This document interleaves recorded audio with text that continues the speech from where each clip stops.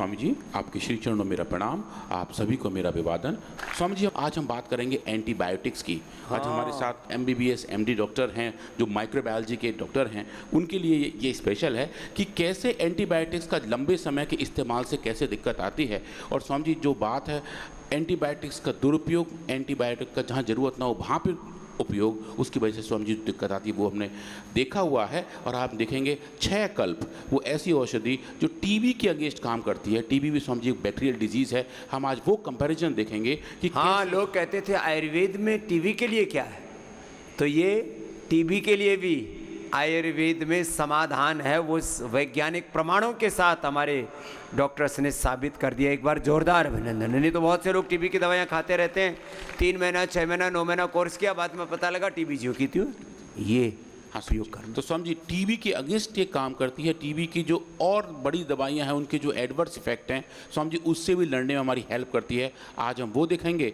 Antibiotic का जो पूरा संसार है वो समझेंगे, और एक एक एंटीबायोटिक कैसे काम करती है वो देखेंगे। और स्वामी जी, जो पूरा प्रोसेस है, किस वजह से इसके एडवर्स इफेक्ट आते हैं, एंटीबायोटिक्स के लंबे समय के दुरुपयोग या जहाँ ज़रूरत ना हो वहाँ पर उसका उपयोग, ये बीमारियों को जन्म देता है स्वामी जी, वो भी देखेंगे।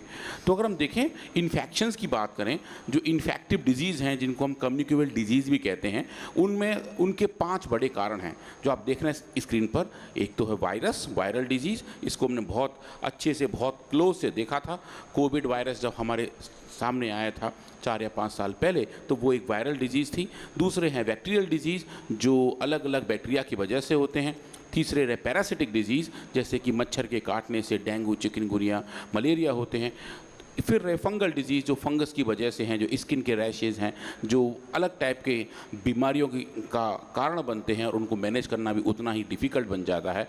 और फिर 5वें रहे प्रियॉन डिजीज़। इसके बारे में लोग कम जानते हैं और कम बात करते हैं, पर ये भी एक बड़ी इन्फेक्टिव डिजीज़ हैं, और आने वाले समय में शायद इससे लड़ने में पूरी मानव जाति को बहुत मेहनत करनी पड़ेगी। आज हम बात करेंगे बैक्टीरियल डिजीज़ के बारे में। ऐसी बीमारियाँ, ऐसे इन्फेक्शन जो बैक्टीरिया की वजह से होते हैं, बीजाणु, रोगाणु हम जिनको कहते हैं स्वामी जी, वो सभी इसी ही श्रेणी में आते हैं। तो अगर हम बात करें बैक्टीरियल इन्फेक्शन की, पूरी दुनिया में लगभग हर साल 17 मिलियन लोगों की मौत इसी बीमारियों की वजह से हो जाती है, जो इन्फेक्शन की वजह से होते हैं। उनमें से बैक्टीरियल इन्फेक्शन सबसे बड़े माने जाते हैं। बैक्टीरिया जो है वो हमारे शरीर के अंदर घुस के, हार्मफुल बैक्टीरिया हमारे शरीर के अंदर घुस के मल्टीप्लाई करते हैं, और वो जब मल्टीप्लाई करते हैं तो वो लाइफ थ्रेटनिंग सिचुएशन का कारण बन जाते हैं। इनका ट्रीटमेंट एंटीबायोटिक्स के किया जा सकता है, और इसमें कोई दो राय नहीं है, कोई शक नहीं है कि एंटीबायोटिक्स की आविष्कार की वजह से मानव जाति को बहुत फ़ायदा हुआ है। ऐसी बीमारियां जिनको पहले ट्रीट करना बहुत मुश्किल होता था, वो अच्छे एंटीबायोटिक के सही इस्तेमाल से अब ठीक की जा सकती हैं, और लोगों को उससे बहुत ट्रीटमेंट बेनिफिट भी मिलते हैं। ये जो दवाइयाँ हैं वो काम करती हैं, उनका काम करने का थोड़ा तरीका अलग अलग तरीके का है, वो स्वामी जी आज हम देखेंगे। तो इन्फेक्शंस की बात करें, इंसानों में बैक्टीरिया के इन्फेक्शन कहाँ हो सकते हैं वो आप देखें। वो ब्रेन के अंदर हो सकते हैं, वो हमारे गट के अंदर हो सकते हैं। गैस्ट्रो इंटेस्टाइनल इन्फेक्शन बहुत कॉमन है। ओरल कैविटी के इन्फेक्शन बहुत कॉमन है। यूटीआई तो शायद सबसे कॉमन है, जहाँ यूरिनरी ट्रैक्ट इन्फेक्शन की बात होती है। लंग इन्फेक्शन होते हैं स्वामी जी। आज जो हम बात करेंगे टीबी के बारे में, वो लंग्स का ही इन्फेक्शन है, फेफड़ों की ही बीमारी है। मेमोरी ग्लैंड के इन्फेक्शन के साथ साथ वल्वो वेजाइनल इन्फेक्शंस भी माताओं बहनों में काफ़ी ज़्यादा पाए जाते हैं। स्किन इन्फेक्शन तो ऑफ कोर्स जैसे ही बारिश का मौसम आता है, जैसे हवा में नमी ज़्यादा होती है, इन्फेक्टिविटी इनकी बढ़ जाती है, और स्किन पे जो आप देखते हैं अलग अलग टाइप के डर्मेटाइटिस के साथ जो पर्चिंग है वो उसके साथ दिखाई देती हैं। तो जो बैक्टीरिया की बात करें, ये अलग अलग शेप्स में आते हैं, और उनके शेप के आधार पर, उनके आकार के आधार पर उनको नाम दिए जाते हैं। ऐसे बैक्टीरिया जो राउंड हो, स्फीयर शेप में हो, गोले के शेप में हो, उनको हम कोकाई कहते हैं। ऐसे बैक्टीरिया जो रॉड्स के शेप में हो, लंबे लंबे हैं, उनको हम बेसिलाई कहते हैं। और स्पायरल शेप भी एक है। तो इसमें अलग अलग बैक्टीरिया हैं जो देखने में तो यहाँ बड़ा सुंदर से रंग बिरंगे दिखाई दे रहे हैं, पर ये सब एक तरीके से हमारे शत्रु हैं, जो अलग तरीके से अलग पाथवेज का यूज़ करके हमारे सिस्टम को हाईजैक करते हैं, और हमारे सिस्टम फिर इनसे लड़ने में बहुत ज़्यादा ऊर्जा लगाता है। एंटीबायोटिक्स की बात करें स्वामी जी, 1928 में सबसे पहली एंटीबायोटिक की डिस्कवरी हुई थी, उसका आविष्कार हुआ था। अलेक्जेंडर फ्लेमिंग ने एक फंगस से एक पहली एंटीबायोटिक ढूंढी थी, जिसका नाम था पेनिसिलिन, और उसके बाद से अलग अलग टाइप की एंटीबायोटिक आती रहीं। पिछले 3 या 4 दशक से कोई नई एंटीबायोटिक्स नहीं आई हैं। 1984 में शायद सबसे लास्ट वाली एंटीबायोटिक थी जो रजिस्टर्ड हुई थी। उन्हीं के अंदर हमने अलग अलग मॉडिफिकेशन कर कर अलग एंटीबायोटिक के पाथवे को डेवलप करने का प्रयास किया है। और ये एक ऐसी दवाइयाँ हैं जो बैक्टीरिया की ग्रोथ को कंट्रोल करती हैं या फिर बैक्टीरिया की लाइफ को रेगुलेट करती हैं। तो आज हम इनके बीच का थोड़ा सा अंतर देखेंगे कि अगर आप देखें कि एंटीबायोटिक को आप कैसे क्लासीफाई करते हैं, कितने कितने प्रकार के ये हैं, तो ऐसे दवाइयाँ जो बैक्टीरिया को बढ़ने ना दें वो है बैक्टीरियोस्टैटिक, जो आप यहाँ देख रहे हैं। बेसिकली बैक्टीरिया को बांध के छोड़ देती हैं और फिर उनकी आगे ग्रोथ कम हो जाती है और हमारी इम्यूनिटी फिर उन बंधे हुए बैक्टीरिया को कंट्रोल करती है और इन्फेक्शन हमारे शरीर से खत्म हो जाता है। दूसरा टाइप है बैक्टीरियोसाइडल, जो बैक्टीरिया को मार देती हैं, कुचल देती हैं, जो आप यहाँ देख रहे हैं। एक स्केमेटिक सा बना हुआ है जो बता रहा है कि इनका काम करने का तरीका कैसा है। और अगर इनके काम करने के और तरीके से देखें कि इनका मोड ऑफ एक्शन कैसा है, तो अगर वो ब्रॉड स्पेक्ट्रम है, मतलब एक दवाई कई अलग अलग बैक्टीरिया पे काबू कर रहे हो, तो वो ऐसी सिचुएशन वाली दवाइयों को हम ब्रॉड स्पेक्ट्रम एंटीबायोटिक कहते हैं। और नैरो स्पेक्ट्रम सिर्फ एक ही टाइप के बैक्टीरिया को कंट्रोल करने वाली दवाई हैं। इनके भी अपने अपने क्लिनिकल यूजेस होते हैं। तो बैक्टीरियोसाइडल और बैक्टीरियोस्टैटिक के बारे में हमने देखा और नैरो स्पेक्ट्रम और ब्रॉड स्पेक्ट्रम के बारे में देखा। इनके कुछ एग्जाम्पल्स हैं जिनके नाम काफ़ी लोग आप जानते भी हैं। एमोक्सिसिलिन से लेके ऑगमेंटिन, एजिथ्रोमाइसिन, टेट्रासाइक्लिन, मॉक्सीफ्लॉक्सासिन। कुछ दवाइयाँ तो स्वामी जी अब ऐसे इनके नाम इतने अच्छे से पहचाने गए हैं कि घर घर में जैसे हमारे यहाँ दाल चावल रोटी होती है, वैसे स्वामी जी काफ़ी लोग इन एंटीबायोटिक्स को अपने घर में भी रखते हैं। तो अगर हम इनके मोड ऑफ एक्शन की बात करें, किस तरीके से काम करते हैं, तो स्वामी जी 6 बड़े बड़े क्लास हैं एंटीबायोटिक के, जिनको हम केमिकली डिफाइन कर सकते हैं। और इन हर एक क्लास के जो जो दवाइयां हैं उनके आप नाम स्क्रीन पर देख रहे हैं। इनके काम करने के तरीके अलग हैं। इनके काम करने के बैक्टीरिया के काम करने के तरीक़ों को भी अलग तरीके से मॉडिफाई किया जा सकता है। अब बैक्टीरिया जो है स्वामी जी, वो बहुत स्मार्ट ऑर्गेनिज्म है। हम लोग दुनिया में इस धरती पे सबसे ज़्यादा स्मार्ट हैं, इसमें कोई दो राय नहीं है कि मनुष्य सबसे ज़्यादा स्मार्ट है। पर जो बैक्टीरिया है वो अपने सर्वाइवल के लिए स्मार्टनेस ज़्यादा दिखाता है। तो समझिए जैसे जैसे हम एंटीबायोटिक का इस्तेमाल करते हैं, बैक्टीरिया उसके अगेंस्ट रेजिस्टेंस पैदा करना शुरू कर देता है, मतलब उसके अगेंस्ट प्रतिरोध आने लगता है और फिर हमारे शरीर की जो अपनी कैपेबिलिटी है वो उस बैक्टीरिया से लड़ नहीं पाती और फिर स्वामी जंग और तेज हो जाती है। तो आज हम यही देखेंगे कि एंटीबायोटिक्स के जो मोड ऑफ एक्शन है वो कैसे रहे और उनका जो इफेक्ट है हमारे शरीर पे वो कैसा आता है। तो स्वामी जी आप देख रहे हैं सल्फोनामाइड्स, तो एक बड़ी क्लास है दवाइयों की। आप देखिए वो बेसिकली बैक्टीरिया की ग्रोथ को इनहिबिट करती है, उसके अंदर डीएनए और आरएनए के प्रोडक्शन को रेगुलेट करने के साथ। जो बीटा लैक्टम्स हैं, जो सबसे पुराने एंटीबायोटिक्स हैं, जो पेनिसिलिन जैसे हैं, वो जाके स्वामी जी जो बैक्टीरिया की सेल वॉल है, वो जो दीवार है जिसके पीछे उसकी पूरी लाइफ रहती है स्वामी जी, उस बैक्टीरिया की सेल वॉल को कंट्रोल करता है और उसकी वजह से बैक्टीरिया की डेथ हो जाती है। टेट्रासाइक्लिन्स ये जाके स्वामी जी जो स्पेसिफिक आरएनए पाथवेज हैं, जो टीआरएनए हैं, उसके पाथवे को रेगुलेट करता है और जो बाइंडिंग है आरएनए की राइबोसोम के साथ वो स्वामी जी खत्म हो जाती है और टेट्रासाइक्लिन इस तरीके से उस बैक्टीरिया के अंदर प्रोटीन बनने से रोकता है और बैक्टीरिया की स्वामी जी डेथ हो जाती है। मैक्रोलाइट्स जो सबसे बड़े एंटीबायोटिक्स हैं साइज के आधार पर, वो भी इन्हीं पाथवे को रेगुलेट करते हैं और जो राइबोसोम और टीआरएनए का कॉम्प्लेक्स है जहाँ प्रोटीन सिंथेसिस होती है, जो एक एक चीज़ के लिए ज़रूरी होती है, ये वो पाथवे को कंट्रोल करते हैं। तो समझिए ये सब जो आप देख रहे हैं ये अलग अलग टाइप के आपने एंटीबायोटिक के मोड ऑफ एक्शन देखे। अब ये है अगर इनका इस्तेमाल किया जाए सही तरीके से तो ये बहुत अचूक दवा के तौर पे काम करते हैं और बहुत अच्छा ट्रीटमेंट बेनिफिट देखने को मिलता है। पर अगर इनका दुरुपयोग किया जाए, स्पेशली स्वामी जी जब वायरल इन्फेक्शंस हो, जैसे हम जानते हैं एंटीबायोटिक बैक्टीरिया को मारने का काम करते हैं, पर अगर किसी को वायरल इन्फेक्शन हो तो भी वो एंटीबायोटिक का सेवन करना शुरू कर देते हैं। इस केस में हमारे शरीर में जब उस दवा की ज़रूरत नहीं है उसके बावजूद हम उसका सेवन कर रहे होते हैं तो हमारा शरीर उस दवा को अलग तरीके से रिएक्ट करता है और अगर गलती से कहीं कुछ बैक्टीरिया आ रहा हो तो वो भी उससे एक्सपोज हो जाता है, रेजिस्टेंस डेवलप होने शुरू हो जाते हैं और कभी कभी अनटारगेटेड तरीके से समझिए कुछ ऐसे एडवर्स इफेक्ट दिखाई देते हैं जो हम स्क्रीन पर देखते हैं। रैशेज हो जाते हैं हाथ में, नोजिया हो जाता है, पेट में दर्द तो समझिए काफ़ी लोगों को रहता है क्योंकि हमारे शरीर के अंदर अच्छे वाले बैक्टीरिया भी होते हैं। हमारे शरीर के वजन के आधार पे आप देखें तो लगभग 2 किलोग्राम बैक्टीरिया हमारे पेट में हैं, जो अच्छे वाले बैक्टीरिया हैं, जिनका काम हमें न्यूट्रिशन देना है। वो हमारे पेट में हमारे साथ रहते हैं, हम उन्हें जगह देते हैं रहने के लिए, खाने के लिए खाना देते हैं, वो हमें उसके बदले सहभागिता के तौर पर विटामिन बी कॉम्प्लेक्स का प्रोसेसिंग करके देते हैं। तो वो जो अच्छे वाले बैक्टीरिया हैं, जो जिनको हम अच्छे गट बैक्टीरिया कहते हैं, वो भी एंटीबायोटिक के लंबे समय के इस्तेमाल से वो भी साफ़ हो जाते हैं। तो हमारा पेट खराब हो जाता है, दस्त लग जाते हैं, दर्द होने लगता है, इम्यूनिटी कमज़ोर पड़ जाती है, वो सब समझिए बैक्टीरिया के एक ज़्यादा लंबे समय से हटाने के लिए जो हम एंटीबायोटिक का इस्तेमाल करते हैं उसकी वजह से होता है। अब दूसरी एक जो बड़ी दिक्कत है स्वामी जी वो है एंटीबायोटिक रेजिस्टेंस, कि रेजिस्टेंस कैसे पैदा हो जाता है। मतलब रेजिस्टेंस का मतलब ये हुआ कि एक दवा जो पहले 500 मिलीग्राम या एक गोली के तौर पर काम कर रही थी, वो स्वामी जी उस डोज पे काम नहीं करती, उसकी या तो डोज बढ़ानी पड़ती है या दवा को बदलना पड़ता है। ये जो सिचुएशन है ये एक बड़े ही दिक्कत के तौर पे आ रही है, और WHO ने भी कहा है कि ये एक बड़ा ग्लोबल हेल्थ के लिए एक थ्रेट है जिसको हमें कंट्रोल करने की ज़रूरत है। इसके जो कारक हैं वो एक तो ये है कि एंटीबायोटिक्स का ओवर प्रिस्क्रिप्शन, मतलब कि किसी भी छोटी भी बीमारी के लिए थोड़ा बुखार आते ही, हल्की सी छींक आते ही लोग एंटीबायोटिक्स का ज़्यादा इस्तेमाल करने लगते हैं। उसका समझिए एक बहुत बड़ा कारण हमारी पैरेलल मेडिकल एक इकोनॉमी भी है। आजकल बहुत सारी दवाइयाँ मेडिकल शॉप वाले मेडिकल केमिस्ट देते हैं, उन्हें उसकी जानकारी जितनी होती होगी सो होती होगी, पर वो हर चीज़ के लिए एक एंटीबायोटिक हाथ में थमा देते हैं, तो लोग जाने अनजाने में उन एंटीबायोटिक का सेवन करने लगते हैं। वो अनकंट्रोल्ड यूज़ जो है स्वामी जी वो रेजिस्टेंस को जन्म देता है।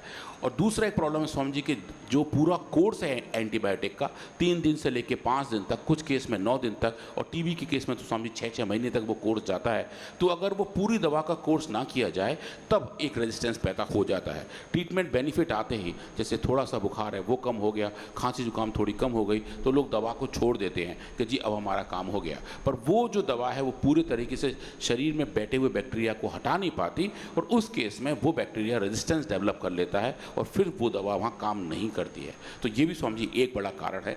और तीसरा जो बड़ा कारण है वो स्वामी जी हमारे जो पशु हैं उनमें आता है, जो हमारे लाइव स्टॉक्स हैं, जो हमारी गाय भैंस हैं, जो लोग मांसाहार खाते हैं, उनका जो भोजन है उनका भी है कि स्वामी जी वहाँ पे भी एंटीबायोटिक का बहुत ज़्यादा इस्तेमाल किया जाता है। गाय को भैंस को कोई थोड़ी भी चोट लगी हो तो स्वामी जी उनको मोटे मोटे इंजेक्शन दे दिए जाते हैं जो एंटीबायोटिक से भरे हुए होते हैं। वो सब प्रोसेस होकर उनके दूध के साथ आता है, हम उसी का सेवन करते हैं और वो फिर हमारे शरीर में जा रहा होता है।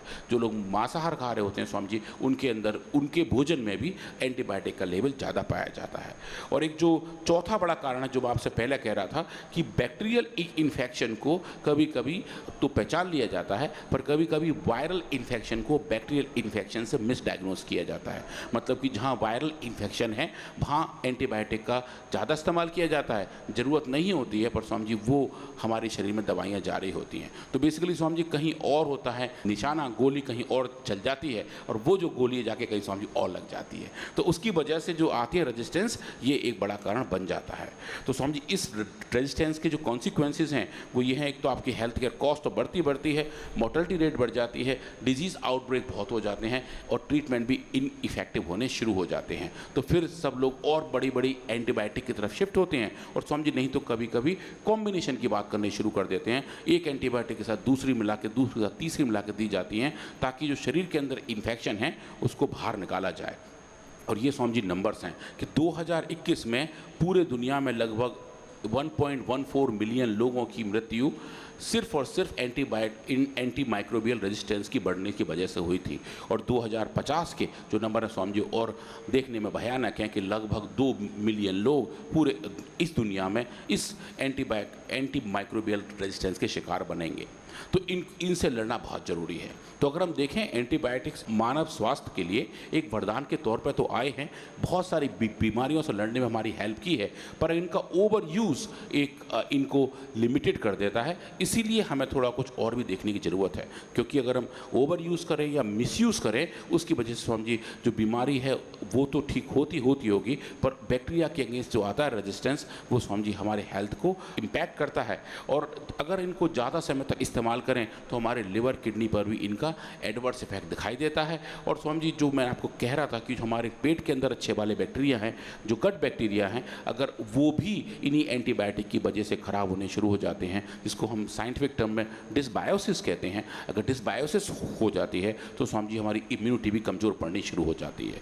तो ये सब तो एक तरफ है ही है, तो क्या हम हर्बल वर्ड से कुछ ऐसा देख सकते हैं, नेचुरल मेडिसिन देख सकते हैं जो इन एंटीबायोटिक को या तो हेल्प करे या फिर इनके एडवर्स इफेक्ट को कम करे, या इनके ऊपर जो बोझ है मानव स्वास्थ्य को आगे लेके जाने का, उसके ऊपर कुछ ना कुछ उस लोड को शेयर करे। तो स्वामी जी आज हम बात करेंगे 6 कल्प के बारे में, जो छोटी कटेली नाम के एक पौधे का एक्सट्रैक्ट है, उसके साथ बनाई गई है। और ये स्वामी जी बहुत ही ज़बरदस्त मेडिसिन है, ये नेचुरल और सेफ है, इसके कोई एडवर्स इफेक्ट और रिस्क नहीं है, और जो बीमारी का अंडरलाइंग कॉज है ये उसको कंट्रोल करने का प्रयास करती है। और स्वामी जी आज हम देखेंगे कि ट्यूबरोक्लोसिस जो एक बैक्टीरियल डिजीज़ है, जो भारतवर्ष में काफ़ी ज़्यादा पाई जाती है, उसको कंट्रोल और रेगुलेट करने के लिए जो हमारी रेगुलेटेड मेडिसिन हैं, 4 बड़ी बड़ी एंटीबायोटिक का कोर्स किया जाता है, उनके साथ साथ अगर 6 कल्प को दिया जाए तो स्वामी जी हम उस बीमारी से अच्छे से लड़ सकते हैं और उन दवाइयों के लंबे समय के होने वाले एडवर्स इफेक्ट से बच सकते हैं। तो हम क्विकली स्वामी जी आने वाली कुछ स्लाइड में ये देखेंगे कि ये कैसे काम करती है। और थोड़ा सा इंट्रोडक्शन है इस बैक्टीरिया का, इसका नाम है माइकोबैक्टीरियम, और जो बीमारी है माइकोबैक्टीरियम ट्यूबरोक्लोसिस वो इसी बैक्टीरिया की वजह से होती है। ये हमारे लंग्स के अंदर पाया जाता है, और स्वामी जी ये बेसिलस फॉर्म में है, जो आप देख रहे हैं ये लंबा लंबा रॉड के इस स्ट्रक्चर का होता है। ये स्वामी जी इस पूरे बैक्टीरिया की सेल वॉल है, इतनी मोटी, इतनी लेयरिंग इसकी, इसमें अलग अलग पार्ट्स होते हैं, अलग अलग लेयर होते हैं। जैसे स्वामी जी प्याज के छिलके होते हैं, वैसे ही स्वामी जी इसके अंदर अलग अलग छिलके टाइप की आप इसकी सेल वॉल देखते हैं। उसके अंदर जो भी कंपोनेंट्स हैं वो उसको स्ट्रेंथ प्रदान करते हैं। और स्वामी जी बहुत सारी दवाइयाँ इसी पे ही काम करती हैं। और इन पूरे प्रोसेस को अगर आप देखें कि ये जो टीबी है इसकी फिजियोलॉजी है कि ये लंग्स में जाते हैं, हमारे सांसों के साथ हमारे शरीर के अंदर जाके लंग्स के एल्वेलाई में अपना घर बना के स्वामी जी वहाँ बैक्टीरिया मल्टीप्लाई होता है, और उसके बाद ये शरीर के अंदर घुस जाता है और इम्यून सिस्टम को हाईजैक करके शरीर के अलग अलग अंगों में भी जाके बैठ सकता है। ये लिवर में मिल जाता है, किडनी में मिल जाता है, ब्रेन में जाके स्वामी जी ये बहुत ही खतरनाक टाइप की बीमारियों को जन्म देता है। और स्वामी जी एडिनल डिजीज़ के साथ साथ लिम्फ में जाके भी स्वामी जी ये सब बीमारी इसकी वजह से होनी शुरू हो जाती है। तो लंग की बीमारी लगती है, फेफड़ों की बीमारी लगती है, पर स्वामी जी आजकल आप सुनते भी हैं बोन टीबी हो रहा है, ब्रेन टीबी हो रहा है, लंग टीबी के होने के साथ साथ लिवर और किडनी के अंदर भी स्वामी जी ये इन्फेक्शंस देखे जाते हैं।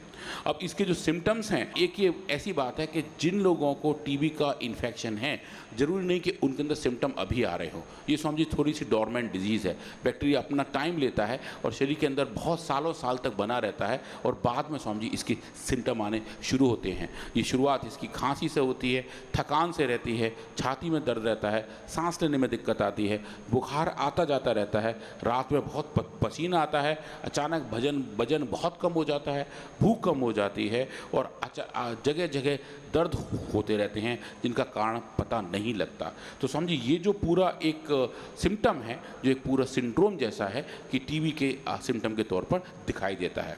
और समझिए इसको कंट्रोल करने के लिए 4 एंटीबायोटिक दी जाती है, जो डार्ट प्रोग्राम हमारे सरकार का भी है और सब लोग इसका इस्तेमाल भी करते हैं। ये 4 एंटीबायोटिक्स हैं, आइसोनियाजिड, रिफेम्पिसिन, इथमेटॉल, और ये जो चौथी आप देख रहे हैं यहाँ पर नीचे, इन सब का आप देखिए डेवलपमेंट कितना पुराना है। ये 1952, 1952, 1966, 1952, 1961, ये इतनी पुरानी एंटीबायोटिक्स हैं। उसके बाद से कुछ ज़्यादा इसमें डेवलपमेंट नहीं हुआ है, और इन चारों का कॉम्बिनेशन ही टीबी के थेरेपी के तौर पर दिया जाता है, और लोग स्वामी जी इसी का सेवन करते हैं 6 महीने से लेके 18 महीने तक, डिपेंड करता है कि टीबी की हालत कैसी है।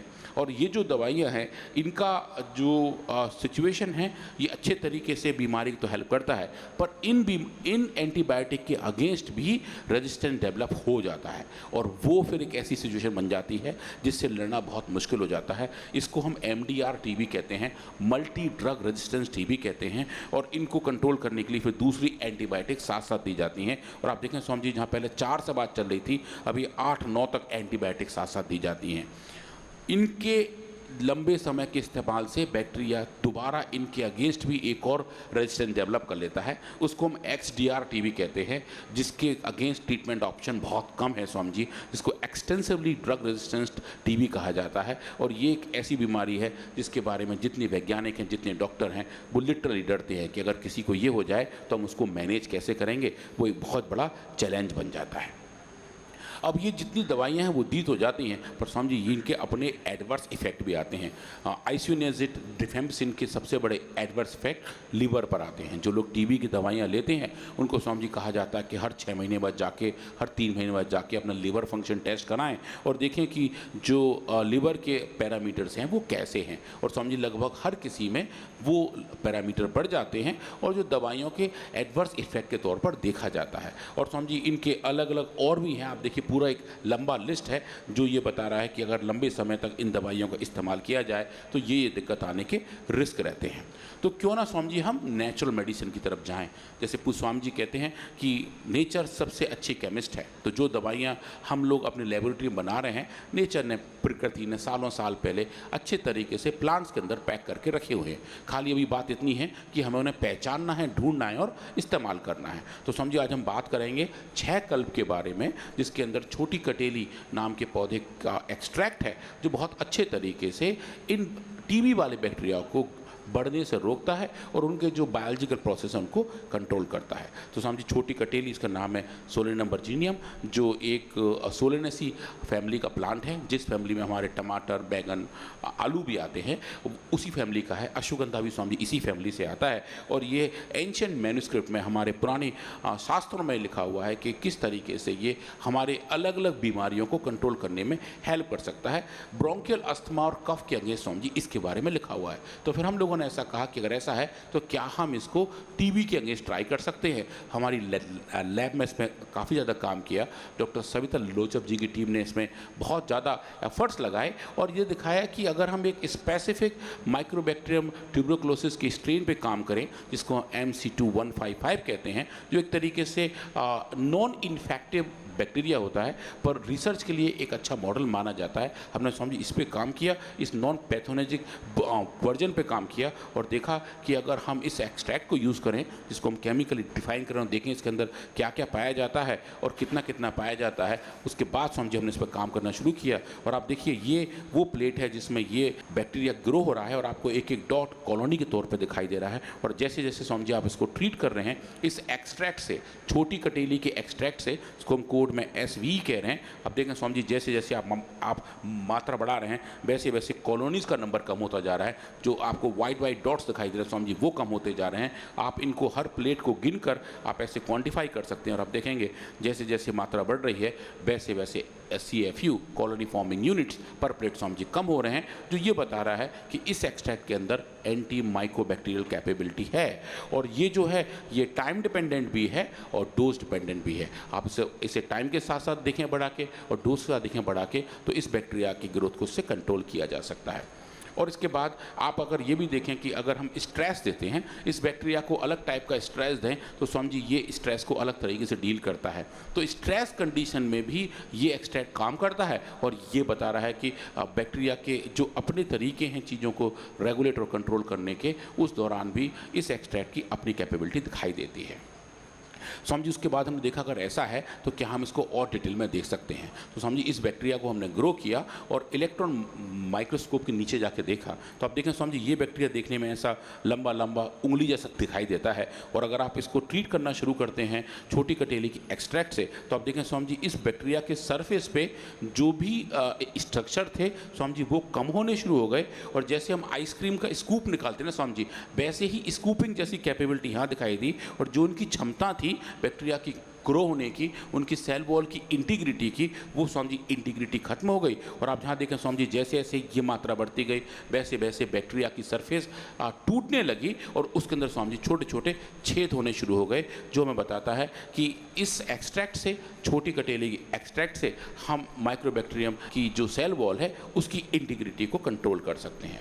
और उसके बाद स्वामी जी हमने ये देखा कि जो हमारी सिंथेटिक वर्ड की बड़ी दवा है, इसके बारे में बात कर रहा था, जो एंटीबायोटिक है, आइसोनियाजिड वो कैसे काम करती है। और समझिए ये इंटीग्रेटेड सिस्टम का एक बहुत अच्छा एग्जाम्पल है, जहाँ हमने एक एंटीबायोटिक को मर्ज किया एक हर्बल मेडिसिन के साथ और देखा कि जो बायबिलिटी है, मतलब बैक्टीरिया के अंदर एंटीबायोटिक कितनी जा रही है वो डिपेंड करता है और वही बताता है कि बैक्टीरिया कितना मरेगा।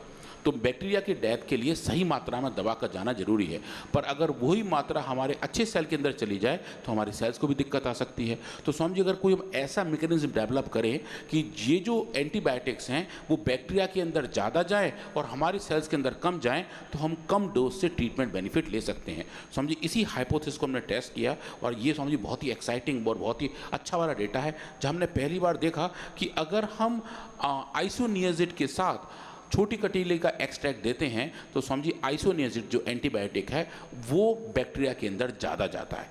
मतलब कि जो बायो अवेलेबिलिटी है बैक्टीरिया के अंदर इस एंटीबायोटिक की, वो एक हर्बल एक्सट्रैक्ट की प्रेजेंस में बढ़ जाती है। ये समझिए बहुत ही बढ़िया और बहुत ही एक्साइटिंग वाला डेटा था। इसके लिए समझिए मैं जोर से एक बार ताली सबके लिए जरूर बजा लेनी चाहिए, क्योंकि हम ये इंटीग्रेटेड सिस्टम का एक बहुत अच्छा एग्जाम्पल देख रहे थे कि आप एक नेचुरल मेडिसिन को सिंथेटिक मेडिसिन के साथ मर्ज करें तो आपको ट्रीटमेंट बेनिफिट मिलते हैं। और जो बात होती है सिनर्जी की, सहयोग की, ये दोनों दवाइयाँ एक दूसरे का सहयोग करती हैं। और समझिए ये देखिए ये वो डेटा है जहाँ आप एक एक सेल के अंदर इस मेडिसिन का कंसंट्रेशन नाप सकते हैं और देखें स्वामी जी कि जो लेवल दवाई का जितना चाहिए होता है स्वामी जी उतना लेवल ही अचीव किया जा सकता है कम डोज देकर भी। ये स्वामी जी एक बड़ी बात है, मतलब जो एडवर्स फैक्ट हैं हम उनको डायल्यूट कर सकते हैं और स्वामी जी अच्छी एफिकेसी हमें दिखाई दे सकती है। अब उसके बाद जो आती है बात कि अगर हम बात करें सेफ्टी की, क्योंकि जो सिंथेटिक वर्ड की दवा है आइसोनियाजिड उसका स्वामी जी एक इम्पैक्ट है हमारे लंग फंक्शन पर। तो समझिए हमने वो वाले काम भी किए और आप देखिए कि आइसोनियाजिड की वजह से जो लंग फंक्शन थोड़े से ख़राब हो रहे थे, जो एडवर्स इफेक्ट लंग्स पे लीवर फंक्शन पे आ रहे थे, वो लीवर फंक्शन के एडवर्स इफेक्ट सो हम जब देखिए जब आप ट्रीट करते हैं इस एक्सट्रैक्ट के साथ तो वो जो ख़राब हुए लीवर फंक्शन है, AST का लेवल जो बढ़ा हुआ था वो आप देखें स्वामी जी वो डोज डिपेंडेंट तरीके से कम होना शुरू हो जाता है। जो हमें ये बताता है कि आइसोनियाजिड की अपनी जो एक्टिविटी है वो तो है, इस एक्सट्रैक्ट के साथ साथ होने से उसकी बैक्टीरिया के अगेंस्ट एक्टिविटी बढ़ जाती है और हमारे हेल्दी लिवर सेल के प्रति एक्टिविटी कम हो जाती है। तो जो बैलेंसिंग वाला काम है वो समझिए बड़ा अच्छा दिखाई देता है और ये बताता है कि अगर हम इस एक्सट्रैक्ट को जो अब 6 कल्प के तौर पर कमर्शियली अवेलेबल है और बहुत सारे TB की रोगी इसका इस्तेमाल कर रहे हैं और उनको समझिए ट्रीटमेंट बेनिफिट भी बहुत अच्छा मिल रहा है कि ये अच्छे तरीके से काम करता है। ये समझिए उस पूरे डेटा का समरी है कि चाहे हम बात करें बैक्टीरिया के सर्वाइवल की या उसके ग्रोथ की, उसके अंदर बायो अवेलेबिलिटी की और उसके साथ साथ जो हमारे अच्छे इम्पैक्ट आने चाहिए एडवर्स इफेक्ट को कम करने वाली बात है स्वामी जी वो भी हम यहाँ देख रहे हैं। और इन सबको आप लेकर चलें स्वामी जी, ये फाइंडिंग लेके हम एक बड़े जर्नल के पास गए, फ्रंटियर्स इन माइक्रोबायोलॉजी, और स्वामी जी हमने ये बताया कि इस छोटी कटेली एक्सट्रैक्ट के अंदर ऐसी कैपेबिलिटी है जो आइसोनियाजिड की बायो अवेलेबिलिटी तो बढ़ा ही रही है और स्वामी जी जो बैक्टीरिया का अपना ग्रोथ का प्रोसेस स्वामी जी वो भी ठीक किया जा सकता है। तो कलेक्टिव तौर पे हम देखें जहाँ एंटीबायोटिक्स की बात है, हर्बल वर्ड में एंटीबायोटिक्स के ऊपर आजकल काफ़ी सारी बात चल रही है, पर स्वामी जी जो लंबे समय से एंटीबायोटिक का इस्तेमाल है वो हमें अलग अलग तरीके से हमारे स्वास्थ्य को प्रभावित करता है। और जहाँ हम स्वामी जी के साथ मर्ज करते हैं हर्बल मेडिसिन नेचुरल मेडिसिन तो हम हेल्दी हैप्पी और फिट रह सकते हैं और जहाँ ज़रूरत हो स्वामी जी एंटीबायोटिक का इस्तेमाल वहाँ ही कर सकते हैं।